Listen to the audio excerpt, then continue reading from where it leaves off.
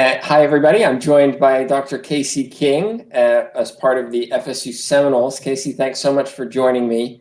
It's been a long day for you already, I know, and I appreciate you joining me for this. If you would just tell us a little bit about yourself and how you got into the position you have and describe what that position is. For sure. Thank you for having me today, and I apologize for my delay, but sometimes in athletics, you're not in charge of your time. So there's a valuable piece of information for you. I'm the Associate Athletics Director for Academic Services, and I'm also an Assistant Dean for Undergraduate Studies. So what that means is that I oversee our academic support for our student athletes at Florida State. We have around 500 student athletes across 20 sports. So that's making sure that they are eligible, that they meet NCAA certification right now. One of the primary things, obviously, things are very in flux right now and figuring out how that looks. So we're just working through some of that information and making sure that our student athletes are supported while we're remote. Working through accessibility issues and that sort of thing.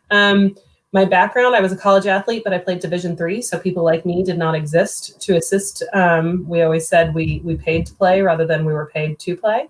But when I went to my graduate program at Michigan State, my advisor said, "Hey, there's this job I think you'd be really interested in." And I said, "Oh, okay." And I applied and I became a mentor at SAS at Michigan State. And little did I know that would change my entire career path, because I thought I was going into the VP enrollment management side of things for higher education. But this completely changed my perspective, and I realized I loved working with underprepared students and helping them succeed in college. So you have two roles at FSU. One is related to student academic support, but you also oversee athletic teams as well. Can you tell us a little bit about that? Sure. So I try to think about the sort of the global impact on students and student success at Florida State through my assistant dean role. And obviously then very specifically for student athletes, but I also do oversee the swimming and diving program at Florida State and work with them. Fortunately for them, not anything related to coaching, much more about navigating challenges and budgets and travel and being supportive of the program and making sure that they have an advocate and administration. So by oversee, what you mean is handling some of the financial decisions and things like that?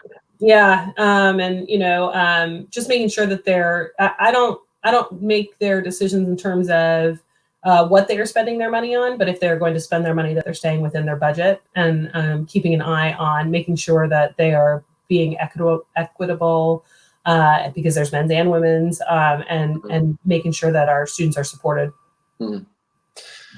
Interesting having the dual role, and I bet it's a challenge trying to juggle those different roles. How do you do that? How do you allocate or decide what is more important here versus there when you've got two different things going on there? Yeah, quite dissimilar.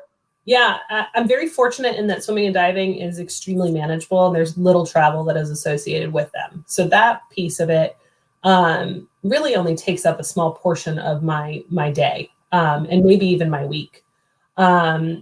So my real focus is on students and their academics. And that gets a majority of my time. I make sure that swim is taken care of and diving, but they don't need me on a daily basis. They know what they're doing. They've got this figured out. They're the professionals and the experts, right? I'm not going out to coach, but they know I'm there for them if they need me. But my primary is absolutely the student athletes and making sure that my staff is supported so that they can support the students. So I put a lot of my time into that.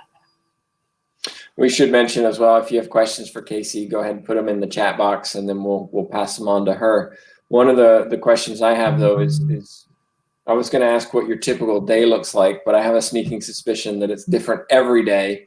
Absolutely. But can you give us an idea of kind of what it would look like typically if you're actually going to work? And I was going to say, if I'm actually working on campus and that's existing, yes, I can tell you that a majority of my time is spent navigating problems. And I don't mean problems like in a negative way. I mean This class isn't offered at a time that's, conducive with practice. What are my options? How should I navigate this with coach? How do I discuss this with the student? So that would be small problem solving skills with, especially if it's a new advisor in the field and just navigating how to have that conversation with coach.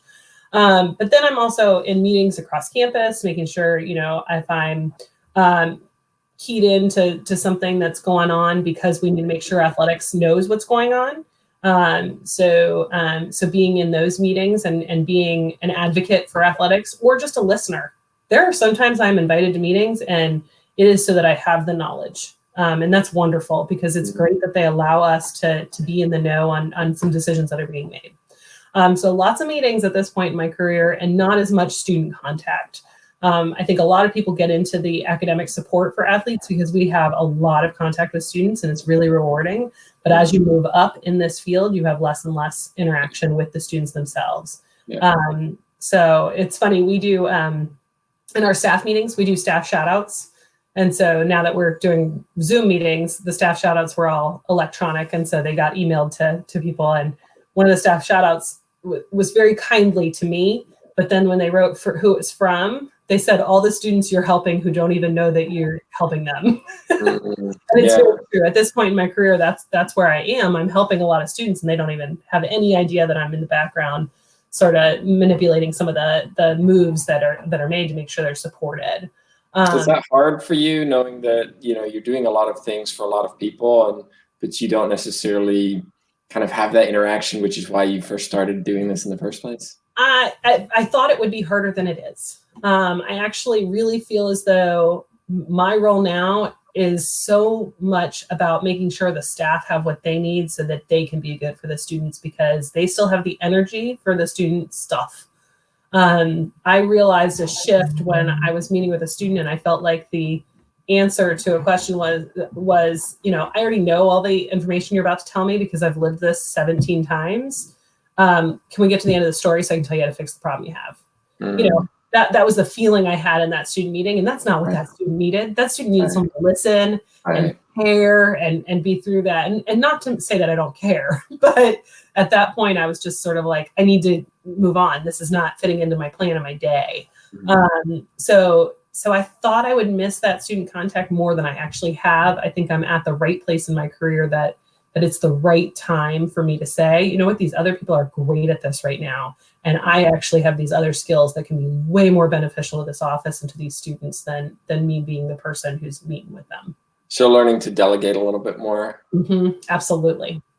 One of the things that I've always noticed across universities, not just FSU, actually I shouldn't say just FSU because it doesn't happen as much at FSU, is kind of this divide between athletics and academics. You guys are over here, we're over here, you do your thing, we do our thing, but you're one of the people that crosses over a lot between academics and athletics.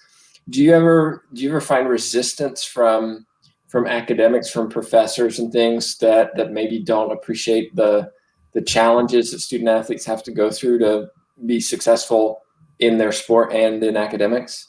I think that happens, but I think you would have that happen if you had a music student who maybe was having the same sort of problem, or a theater student, So I think you're always going to have that, and not in a, oh no, it's so hard. It's more of a, let me explain to you why we're coming to you with this problem or this situation, instead of just telling you this is what it is. So I think you have to an education. Yeah, educating them a little bit.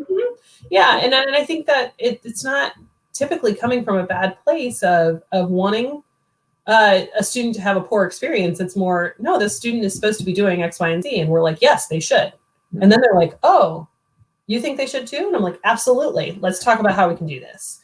So I think it's that. I think very fortunately for me, I've been at FSU for a while now. So people know who I am. My dog just came in the room, so my door opened. Sorry. We're at home. Yeah, exactly. Mine's sleeping on the bed right next to me. Mine does not like the door to be shut, so he just comes and opens it after I shut it, and then he'll leave. He's already gone. He's in the trash, actually. But anyway, so I think that the fact that I've been here for a while now has really helped in establishing some rapport with professors and campus community. But I also find that my language, sometimes I'll say like I have on-campus meetings, because I think about the fact that I'm in athletics or athletic meetings, and then the other ones are on-campus meetings. So even in my language, I do find that someone who crisscrosses across campus, still have that language, and I have to work on that at times too. What are some of the challenges that you face in this kind of role? Students who maybe didn't see academics as being a huge part of their lives, or the primary focus of their life, and trying to not force it on them, but make them appreciate what an opportunity it is. And that takes time. And I think that it also is one of those things where students, maybe the aha moment happens later than we anticipate. And so working through that and having patience for that. Sorry, my now that the door's open, you can hear my kids, and you can hear just more challenges to deal with on a daily basis, I'm right? homeschooling, I'm working full time. Yeah. Well, how do you juggle it all? I mean, it's a relevant question, and it's one I've asked coaches in terms of they work long hours, and I know you do. Yeah. Just in the interactions that we've had, you're able to juggle all those. What kind of skills are necessary for somebody in your position in order to be successful? Well, I don't think you ever can achieve balance. So I don't try to pretend that balance is an option. I think there are times that work is going to take priority, and I think there are times that family is going to take priority, and sort of figuring out how they can work together. And sort of, I always think about it sort of like a rhythm, that there are high times with family, and and then there are times that work's going to have really high times. And so I'm very fortunate to have a partner who has sort of experienced this for a long time now. Now, he is sometimes still like, how is it possible that you're putting athletics first right now? And I just sort of work through that. And there are challenges. Don't get me wrong, but also he knows the day that grades come out, I'm going to work late. It's established. It's on our calendar for every after semester. That Tuesday night, because you see them Tuesday night, but they're out and they're official on Wednesday morning. That Tuesday night, I will be at work all night, and he knows that. It's never a question. It's not a battle.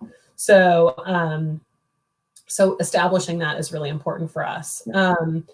Right now, if my mom weren't with us, I'm not sure how we would be making this work. I think I'd be working basically 24 hours a day, because I would be doing the homeschooling all the time and then the working all the time. So I'm very fortunate that my mom happened to already be here when all of this started happening. And so she has decided to stay and assist, and it's safer to be in this bubble that we have established here than travel back to Ohio. So that was just luck, honestly. But yeah, so it's a lot of